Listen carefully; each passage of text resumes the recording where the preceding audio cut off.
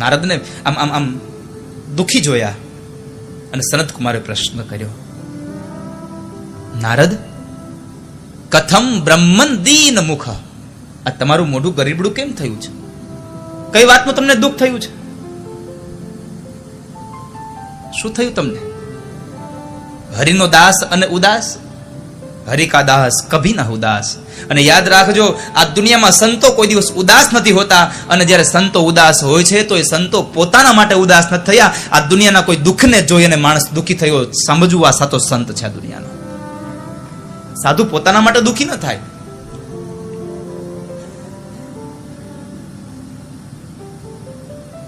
તમે ઉદાસ થયા શા માટે? શું થયું? તમારી ચિંતાનું કારણ શું છે? નારદને પ્રશ્ન કર્યો, તમારી ચિંતાનું કારણ શું? અને નારદે જવાબ આપ્યો, આ દુનિયામાંથી સત્ય ગયું, તપ ગયું, દયા ગઈ, પવિત્રતા જતી રહી. ઉદરમ ભરીનો જીવા વરાકા કુટ ભાષિણ. આ દુનિયામાં જીવાત્માઓ રહ્યા છે, પણ કેવા? માત્ર પેટ ભરા જીવાત્મા રહ્યા છે.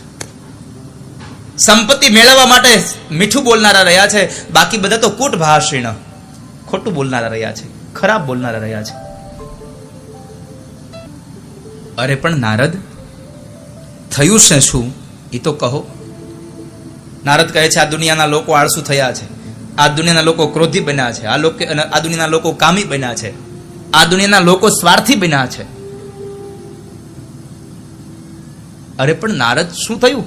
તો કહે છે, સાંભળો સનત કુમારો, હું જયારે આમ ફરતા ફરતા આવતો હતો અને એમાં મૃત્યુ લોકમાં ગયો, આ ધરતી લોકમાં ગયો, તો મેં જોયું આ ધરતી લોકમાં હવે ઘર ઘરોમાં કંકાસ થયા છે, ઝઘડાઓ થયા છે.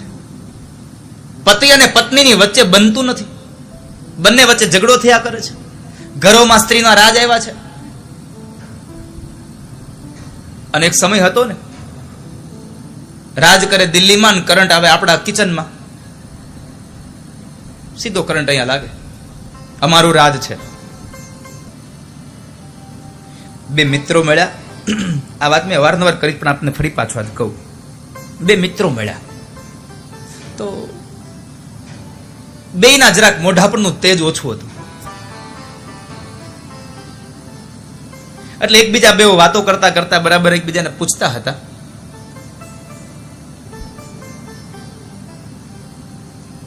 કે કેમ એલા તું આમ હાવ આમ આમ દિવસે ને દિવસે દુબળો પડતો જા છો, શું થયું તને? અરે જો ને ભાઈ, શું વાત કરું તને. અરે પણ શું છે તો કેતો ખરા. અરે અમારે બે માણસ નકરા ઝઘડા જ થાય છે. જે મિત્રે પ્રશ્ન કર્યો તો એ મિત્રએ કહ્યું, અરે તારે ક્યાં વાત કહે છે, આવું તો મારે થાય છે, અમારે બે ની ઝઘડા થાય છે, અમારે બેને ભળતું જ નથી. અને અમારા બે વચ્ચે ઝઘડો થાય પછી ત્રીજું વચમાં કોઈ આવતું નથી, અને ત્રીજું વચમાં આવે એનું હારાવાડ રહે. અને જેમ જેમ વચમાં આવતા જાય ને એમ એમ ઝઘડો મોટો મોટો થતો જાય, કારણ કે પછી તો હવે આપણું પલ્લું નીચે પડવું ન જોઈએ. પત્ની એમ કે મારું જ હાલે, પતિ એમ કે મારું હાલે. પણ આ દુનિયાનો એક મેં સાંભળ્યું છે, ખબર નથી મને, આ દુનિયાનો ગમે તેટલો આમ આમ આમ આમ પાવરફુલ માણસ હોય, આખી દુનિયામાં પાવર પડે, પણ ઘરે આવે ને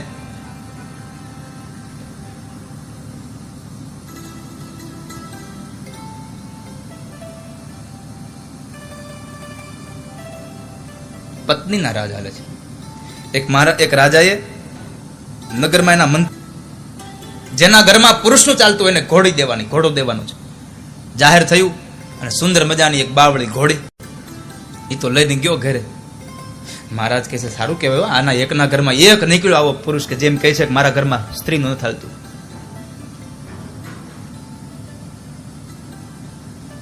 ઘોડી લઈને ગયો,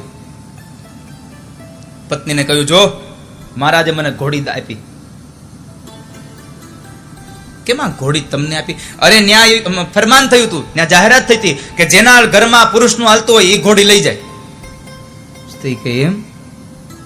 આનો અર્થ એ થયો કે તમે જાહેર કર્યું છે કે આપણા ઘરમાં તમારું હાલે છે, હવે ઝઘડો તો કરાય નહીં કઈ ને. એટલે સ્ત્રીએ જરા બુદ્ધિ વાપરી, અરે આપણા ઘરમાં તમારું જ હાલે છે, એમાં ક્યાં ના છે, પણ તમને આમ આમ કઈ વિચાર ન આવ્યો? તમે રૂપાળા, હું રૂપાળી, આપણા છોકરા રૂપાળા, અને ઘોડી કાળી લઈને આવ્યા તમે કે બોલો કે એ વાત સાચી હોય કે જાઓ ઘોડી બદલાઈ આવો કે સફેદ લઈ આવો. આવ્યો મહારાજ આ કાળી ઘોડી આ લ્યો, સફેદ ઘોડી આપો કે કેમ? હું ઘરે ગયો, મારી પત્નીએ કીધું કે તમે રૂપાળા, હું રૂપાળી, આપણા છોકરા રૂપાળા, તમે ઘોડી કાળી લઈને આવ્યા કે કાળી ઘોડી નહીં ધોળી ઘોડી દો કે આ ઘોડી મૂકતો જા, સફરજન લેતો જા. સફરજન લેતો જા. એટલે બે મિત્રો વાત કરતા હતા કે મારા ઘરમાં અમારે બે ને પતિ પત્ની અમારે ઝઘડો થાય. એટલે એક મિત્રે પૂછ્યું તમારી વચ્ચે ઝઘડો થાય પછી આ ઝઘડો શાંત કેમ થાય? એટલે પુરુષે કહ્યું કે જો ભાઈ અમારા ઘરમાં ગમે તેટલો ઝઘડો થાય પણ પછી હું છેલ્લું વાક્ય હું બોલું પછી તારી ભાભીને કઈ નહીં બોલવાનું. કે હું વાત કરશું, તું બોલ પછી મારા ભાભી બંધ થઈ જાય. અરે ચૂપ, કાંઈ નહીં બોલવાનું. તો એક કામ કર ને, એ વાક્ય મને દે ને, મારી ઘરવાળી બંધ થાય.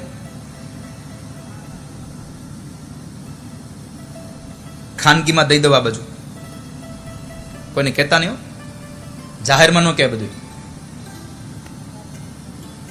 જ્યારે જ્યારે ઝઘડો થાય ને ત્યારે છેલ્લું વાક્ય આપણે બોલી દેવું. આ ઓલો માણસ એમ કહે છો. એટલે ઓલા મિત્રે પૂછ્યું તું મને કહી દે, તું છેલ્લું વાક્ય બોલે છે હું? અરે હું એવું વાક્ય બોલું તારી ભાભી બોલે જ નહીં આગળ. પણ શું બોલે? એ વાક્ય જ એવું છે કે હવે તો તલબ જાગી, તું કેને લા ભાઈ. પછી મિત્રએ કહ્યું કે છેલ્લું વાક્ય મારું હોય હું તારી ભાભીને કહી દઉં આઈ એમ સોરી, પણ તારી ભાભી બોલે જ નહીં કાંઈ. કે પછી હું બોલે?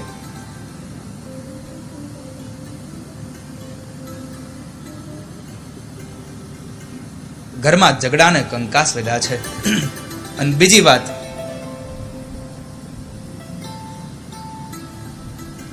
કળયુગનો સમય આવ્યો છે સનત કુમારો. આ દુનિયાના લોકો સગા ભાઈની સલાહ લેવાનું બંધ કરી અને હવે શાળાઓની સલાહ લેવા જાય છે. સુંદરનો જમાનો આવ્યો.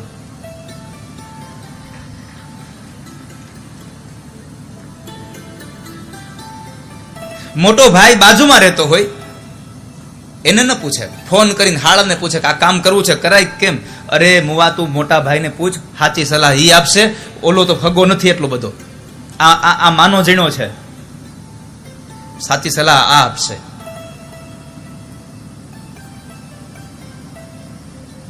મને હાળાવારે વાંધો નથી, તમે પાછા એમ ન કહેતા દાદાએ ના પાડી છે.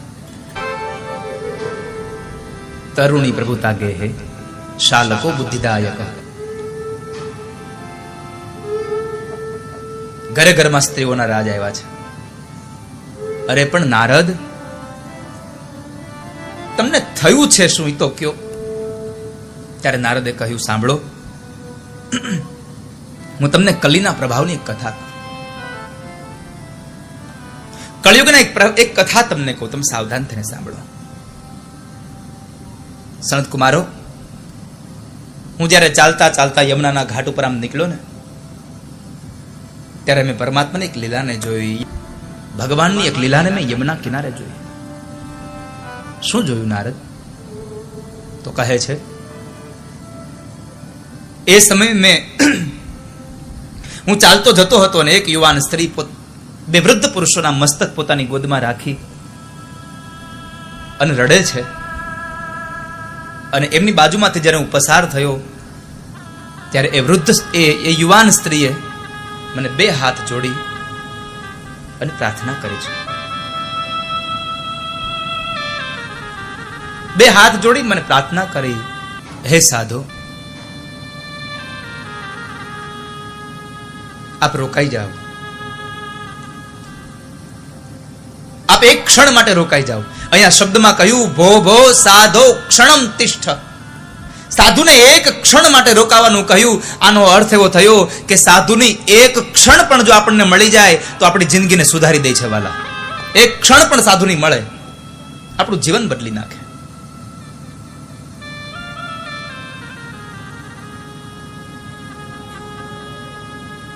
સાધુના મુખમાંથી પડેલો એક શબ્દ આપણું જીવન સુધારી નાખે છે. માણસને મૃત્યુના મોઢામાંથી છોડાવવાની તાકાત સાધુના શબ્દોમાં છે.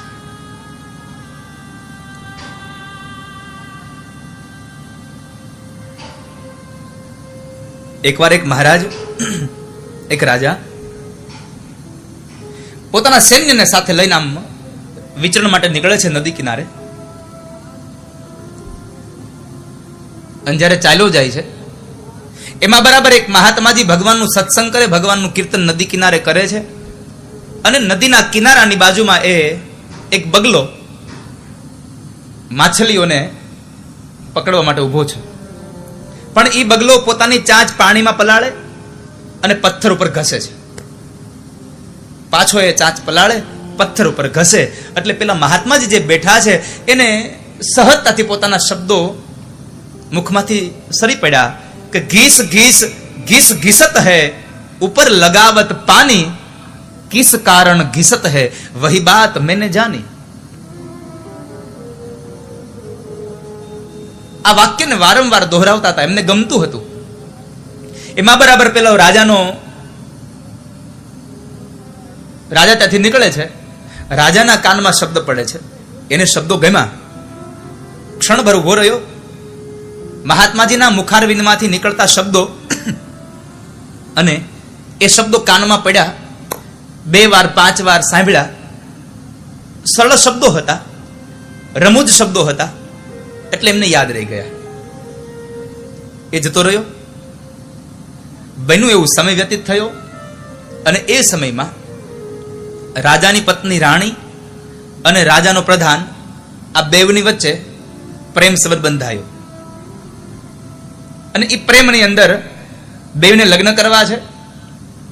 પણ પ્રધાને કહ્યું રાણીને, તો રાણીએ કહ્યું જ્યાં સુધી રાજા જીવે છે ત્યાં સુધી લગ્ન ન કરી શકું. અને વાતે બરાબર છે, રાજા છે ત્યાં સુધી બીજા લગ્ન ન થાય, તો કરવું શું? પ્રધાન અને રાણીએ બે રાજાને મારી નાખવાનો એક મનસૂબો ઘડ્યો. હવે મારે કોનાને? પ્રધાને નક્કી કર્યું, કામ કરીએ, રાજાની હજામત કરવા જે માણસ આવે છે એને આપણે પ્રલોભન આપીએ, એને ધન આપવાની પ્રલોભન આપીએ, એને ધન વગેરે આપીએ, હીરા મોતી આપીએ, સોનામોર આપીએ. એટલે એ જ્યારે દાઢી કરવા જાય ત્યારે એના હજૈયાથી એનું ગળું કાપી નાખે. યુક્તિ બરાબર છે. પેલા માણસને બોલાવ્યો, પ્રલોભન આપ્યું, એ રાજી થઈ ગયો, બરાબર કામ થઈ જશે. બીજા દિવસનો સૂર્ય ઉદય થયો અને કૂટનીતિ પ્રમાણે પેલો હજામ કરવા માટે, હજામત માટે આવે છે. એ તો હવે આ નવી બ્લેડો આવી કે એક દાઢી થાય એટલે બદલી નાખવાની. પેલાનો સમય હતો, એકનો એક હજૈયો આમ ગયા કરે અને બરાબર આવ્યો ને પથ્થર આરે આમ પાણી નાખે અને ઘસે, પાણી નાખીને ઘસે. એમાં બરાબર આ દ્રશ્ય જોઈને રાજાને પેલા મહાત્માજીના શબ્દો યાદ આવી ગયા કે ઘીસ ઘીસ ઘીસત હૈ, ઉપર લગાવત પાણી, કિસ કારણ ઘીસત હૈ, વો બાત મેને જાની. આ રાજા બોલ્યા. ઓલા માણસ આમ આમ ઘસતો ઘસતું સાંભળ્યું કે કિસ કારણ ઘીસત હૈ, વહી બાત મેને જાની. આ શબ્દો પેલા માણસે સાંભળ્યા, હાથમાંથી હજૈયો પડી ગયો. મહારાજને ખબર પડી ગઈ આ વાતની કે હું કામાં હજૈયો ઘઉં છું. બે આમ હાથ જોડી અને મહારાજના પગમાં પડી ગયો.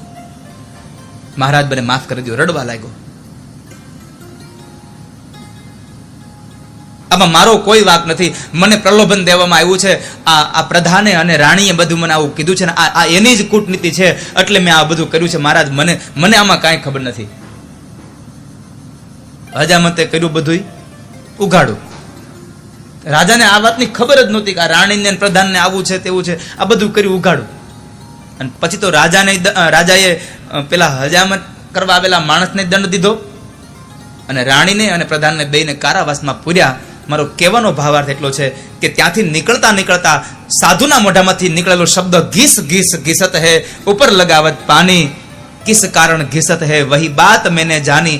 આટલા શબ્દો યાદ રહી ગયા અને મૃત્યુના મોઢામાંથી માણસ બચી ગયો. કારણ સાધુની એક ક્ષણ પણ મને તમને બચાવી શકે છે. વાલા મહાપુરુષની એક ક્ષણ મને તમને બચાવી લે છે. એટલે અહીંયા કહ્યું ભો ભો સાધો ક્ષણમ તિષ્ઠ મચ્ચિંતામપિ નાશય.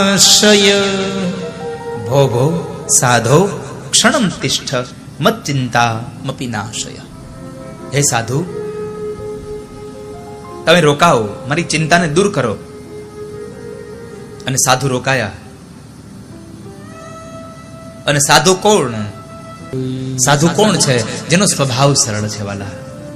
સરળ સ્વભાવ ન મન કુટિલાય, જથા લાભ સંતોષ સદાય. સાધુ તો એ છે જેના જીવનમાં સંતોષ છે, જેના મનમાં કપટ નથી, જેના મનમાં કટુતા નથી, એ સાધુ છે. નારદે પ્રશ્ન કર્યો, તું કોણ છે? આ તારી ગોદમાં સુતેલા બે વૃદ્ધ પુરુષો કોણ છે? અને તું શા માટે રડે છે? યુવાન સ્ત્રી બે હાથ જોડીને કહે છે, મહારાજ, મારું નામ ભક્તિ છે. હું ભક્તિ છું. મારી ગોદમાં સુતેલા બે વૃદ્ધ પુરુષો મારા બે દીકરાઓ છે, જ્ઞાન અને વૈરાગ્ય. નારદને આશ્ચર્ય થયું કે મા યુવાન અને દીકરા વૃદ્ધ. હા, આ કલીનો પ્રભાવ છે, આ કળયુગનો પ્રભાવ છે.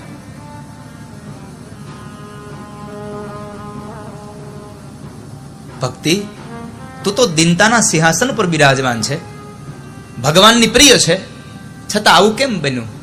તો કહે છે, મહારાજ, દ્રવિડમાં ઉત્પન્ન થઈ, કર્ણાટકમાં વૃદ્ધિ થઈ, મહારાષ્ટ્રના ક્ષેત્રોમાંથી નીકળતા નીકળતા નીકળતા હું બરાબર ગુર્જરમાં આવી, અને ગુર્જરમાં હું જીર્ણ બની,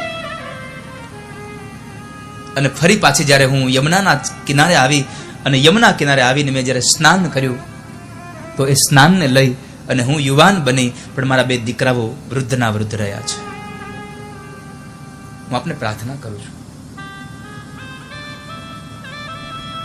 અમારા બે દીકરાઓને જગાડો, મારા બે દીકરાઓને જગાડો. જો તમે નહીં જગાડો ને,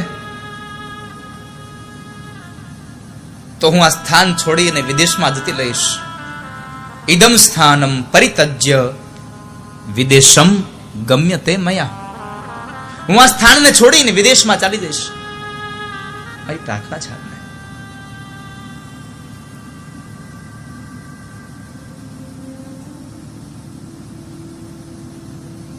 ભક્તિનું આટલું વાક્ય સાંભળી અને દેવર્ષિ નારદ એટલું બોલ્યા, ન વિષાદસ્ત્વયા કાર્યો હરિશંતે કરીષ્યતે. ભક્તિ, તું ચિંતા ન કરીશ, તારું કાર્ય ભગવાન હરિ તમારું કલ્યાણ કરશે, ચિંતા ન કરશો.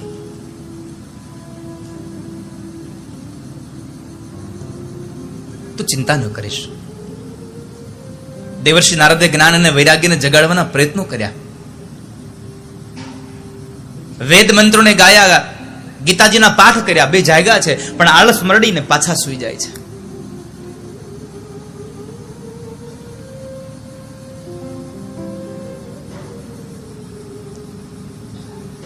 નારદને બહુ આશ્ચર્ય થયું કે વેદ મંત્રોથી અને ગીતાજીના પાઠથી હવે ન જાગે માણસ, મારે એને કેમ જગાડવો? અને આ બાજુ ભક્તિ એમ કહે છે કે ઇદમ સ્થાનમ પરિતજ્ય વિદેશમ ગમ્યતે મયા. હું આ સ્થાનને છોડીને ચાલી જઈશ, શું કરવું?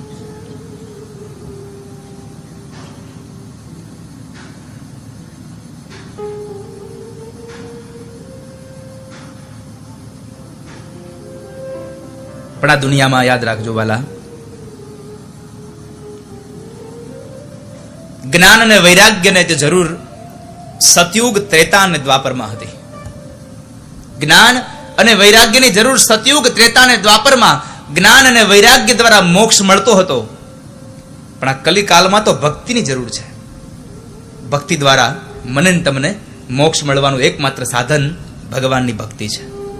ભક્તિથી મને તમને બ્રહ્મ સાયુજ્યની પ્રાપ્તિ થાય છે, મોક્ષનું ધામ મળે છે, મોક્ષની ગતિ મળે છે મને તમને. એટલે તો ભાગવત એમ કહે, કળિયુગમાં તો એકમાત્ર ભગવાનની ભક્તિ કરો અને મોક્ષ ગતિને મેળવો. ન તપ કરો, ન જપ કરો, ન દાન કરો, કશું કરો કે ન કરો, કેવળ ભગવાનનું કીર્તન કરો. યત ફલમ નાસ્તિ તપસા ન યોગે ન સમાધિના જે ફળ તમને તપ કરવામાં નથી મળતું, જે ફળ તમને ધ્યાન ધરવામાં નથી મળતું, જે ફળ તમને સમાધિમાં બેસવાથી નથી મળતું, એ જ ફળ તમને તત્ફલમ લભતે સમ્યક કલૌ કેશવ કીર્તનાથ, તમને માત્ર કેશવના કીર્તનમાં મળે છે. એટલે તો તમને વારંવાર કહું છું, બાપ, ભગવાનનું કીર્તન કરો, ભગવાનનું કીર્તન કરો. ભગવાનના કીર્તન વગર તમને ક્યારેય પરમાત્માની મોક્ષ ગતિની પ્રાપ્તિ નહીં થાય. હવે દેવર્ષિ નારદે જ્ઞાન અને વૈરાગ્યને જગાડવા પ્રયત્નો કર્યા કે હે જ્ઞાન, હે વૈરાગ્ય, તમે જાગો. પણ જ્ઞાન અને વૈરાગ્ય આળસ મરડીને સૂઈ ગયા. હવે શું કરું? અને એ સમયે એક આકાશવાણી થઈ, અને આકાશવાણીના શબ્દો હતા, એ તદર્થમ તુ સત્કર્મ સુરર્ષે ત્વમ સમાચર. તમે સત્કર્મ કરો, સત્કર્મ કરો, સત્કર્મ કરો. નારદ, સત્કર્મને કરો.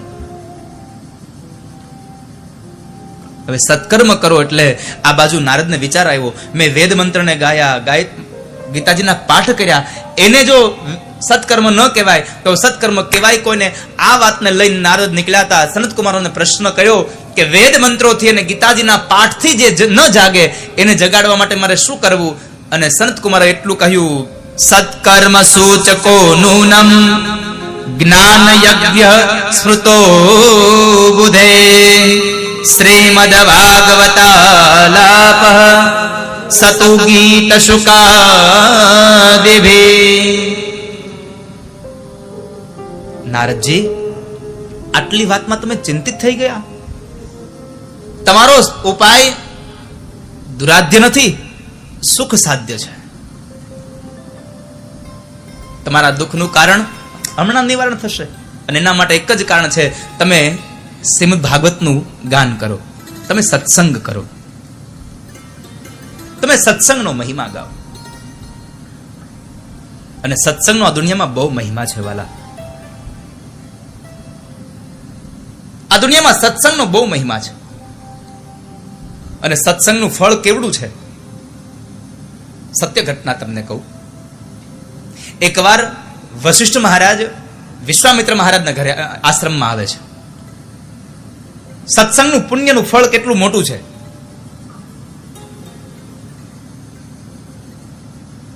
વશિષ્ઠ મહારાજ વિશ્વામિત્રને ત્યાં આવ્યા એટલે વિશ્વામિત્ર મહારાજે વશિષ્ઠ મહારાજની આગતા સ્વાગતા કરી, એનું પૂજન કર્યું, એમને આસન આપી બેસાડ્યા અને કહ્યું કે હે વશિષ્ઠ મહારાજ, તમે મારે ત્યાં અતિથિ બનીને આવ્યા છો એટલે હું બીજું તો તમને કંઈ ન આપી શકું.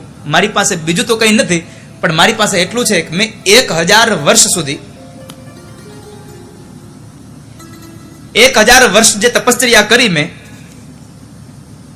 એ તપશ્ચર્યાનું જે કઈ ફળ છે, એ તપશ્ચર્યાનું ફળ હું તમને પુણ્ય તમને આપું છું. વશિષ્ઠ મહારાજને આનંદ થયો. બેઠા છે, બે વાતોચીતો કરી, થોડા રોકાયા. વશિષ્ઠ મહારાજે વિદાય લીધી. સમય વ્યતીત થયો અને એ સમયમાં બરાબર હવે વિશ્વામિત્ર મહારાજ વશિષ્ઠ મહારાજને ત્યાં આવ્યા છે. જેવું વશિષ્ઠ મહારાજનું સ્વાગત થયું હતું એવું જ સ્વાગત વિશ્વામિત્રનું કર્યું. પણ ફરક એટલો છે, વિશ્વામિત્ર મહારાજે 1000 વર્ષની તપશ્ચર્યાનું જે કઈ ફળ હતું એ વશિષ્ઠ મહારાજને આપ્યું હતું. અને અહીંયા આગળ વશિષ્ઠ મહારાજે એક અડધી ઘડી જે સત્સંગ કર્યો છે એ સત્સંગનું પુણ્ય વિશ્વામિત્રને આપ્યું છે. હવે ક્યાં 1000 વર્ષની તપશ્ચર્યાનું ફળ, ક્યાં અડધી ઘડી સત્સંગનું ફળ. સહજ છે, સ્વાભાવિક છે.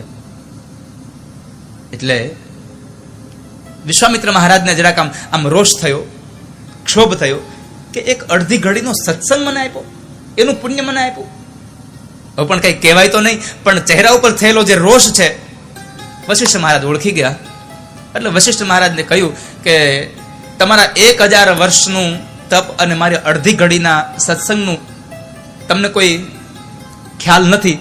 આવું આપણે એક કામ કરીએ, કોઈકની પાસે આપણા બેનો જે પુણ્ય છે એનો આપણે નિર્ણય કરાવી લઈએ. હવે આ બે ઋષિની વચ્ચે થયેલો વિવાદ અને એ વિવાદનો નિર્ણય લાવવા માટે કોઈ આવે ખરો? જો વશિષ્ઠ મહારાજના ભાગ્યમાં જો નિર્ણય જાય તો તો વિશ્વામિત્ર શાપ દઈ દે, ને વિશ્વામિત્રના ભાગ્યમાં જો નિર્ણય જાય તો વશિષ્ઠ શાપ દઈ દે. એટલે કોઈએ ઋષિમુનિઓ પણ ન પડ્યા વચમાં. હવે ઋષિમુનિઓ ન પડે તો રાજા તો હેનો પડે વચમાં. રાજા મહારાજા બધા વયા ગયા, કોઈ વચમાં ન આવે. હવે કરવું શું? આ બે ઋષિમુનિઓ બ્રહ્મલોકમાં આવ્યા. બ્રહ્મલોકમાં આવ્યા એટલે બ્રહ્માજીને કહ્યું આમાં તમે નિર્ણય કર્યો. બ્રહ્માએ વિચાર્યું કે આમાં નિર્ણય ન કરાય, એકના પક્ષમાં નિર્ણય જાય તો એકાદો શાપ દઈ દે તો જવું પડશે ધરતીમાંથી. એટલે બ્રહ્માજીએ યુક્તિ કરીને એટલું કહ્યું, અરે મહર્ષિઓ, તમે આવ્યા પણ બરાબર છે, પણ હું આ સૃષ્ટિના ઉત્પન્નના કાર્યમાં હમણાં વ્યસ્ત છું, એટલા માટે મારું મન શાંત નથી, એટલે હું તમારા બેયનો નિર્ણય ન કરી શકું. એક કામ કરો, તમે વૈકુંઠમાં ભગવાન વિષ્ણુ પાસે જાઓ. ભગવાન વિષ્ણુ પાસે મોકલ્યા. ભગવાન વિષ્ણુ સમજી ગયા કે આમાં નિર્ણય ન કરાય. એને ઠેકાડ્યું. એ કહે છે, અરે મહર્ષિઓ, તમે આવ્યા પણ આ તમારી આ સત્સંગની બાબતમાં, આ તપની બાબતમાં હું શું નિર્ણય કરું? મને ખબર જ નથી આ તપ કે હું. જે તપ કરે છે એને પૂછો. તમે કૈલાસમાં જાઓ, શિવજીને પૂછો, ઈ તપ કરે છે, ઈ જપ કરે છે, એને ખબર હોય. ભગવાન વિષ્ણુએ વળાવ્યા કૈલાસમાં. કૈલાસમાં આવ્યા ભગવાન શિવ પાસે. શિવજીએ કહ્યું આમાં આપણે કાંઈ દાપણ ન કરાય. એટલે એને કહ્યું કામ કરો, તમારો આ મહિમા હું નહીં કહી શકું. જે સત્સંગ કરાવે છે, હજારો વર્ષથી કરાવે છે, હજારો લોકોને કરાવે છે, એવા તમે શેષ નારાયણ પાસે જાઓ, એ તમને આનો મહિમા સમજાવશે, એ તમારો નિર્ણય કરશે. અરે બે ઋષિ આવ્યા શેષ નારાયણ પાસે, જેને પોતાની ફણા ઉપર આખી પૃથ્વીને ધારણ કરી છે, સ્થિર બનેલી છે. આવીને પોતાની વાત કરી. અને એ સમયે બેવની વાત સાંભળીને શેષ નારાયણે એટલું કીધું કે કામ કરો, આ તમારા બેની વાતનો, વિવાદનો નિર્ણય કરવા માટે મારે મારા મનને થોડુંક હળવું કરવું પડે, મારે ભાર ઓછો કરવો પડે. એક કામ કરો, તમે બેમાંથી એક આ મારી માથા ઉપર રહેલી જે પૃથ્વી છે ને, એ પૃથ્વીને થોડીક વાર તમે સંભાળી લ્યો, એટલે હું સ્વસ્થ બની અને તમારો નિર્ણય આપી દઉં. વિશ્વામિત્ર મહારાજે 1000 વર્ષનું જે તપ હતું એનું પુણ્ય આપ્યું, હાથમાં પાણી લીધું, સંકલ્પ કર્યો કે 1000 વર્ષનું જે ફળ છે તપશ્ચર્યાનું, એ ફળ હું અર્પણ કરું છું. આ પૃથ્વી થોડી વાર માટે ઊભી રહે નિરાધાર. પાણી મૂક્યું, પૃથ્વી હલી નહીં, પૃથ્વી હલી નહીં. અને પછી વશિષ્ઠ મહારાજે કહ્યું, મારી અડધી ઘડીના સત્સંગનું જો પુણ્ય હોય, એ પુણ્ય હું અર્પણ કરું છું. આ પૃથ્વી ક્ષણભર માટે નિરાધાર અહીંયા ઊભી રહે. અને એ જ સમયે શેષનાગના મસ્તક ઉપરથી એ પૃથ્વી નિરાધાર વશિષ્ઠ મહારાજના અડધી ઘડીના સત્સંગના પુણ્યના પ્રભાવને લઈ અને ધરતી નિરાધાર ઊભી રહી. અહીંયા નિર્ણય થયો કે 1000 વર્ષની તપશ્ચર્યા કરતા અડધી ઘડીના સત્સંગનો પ્રભાવ વધારે છે વાલા.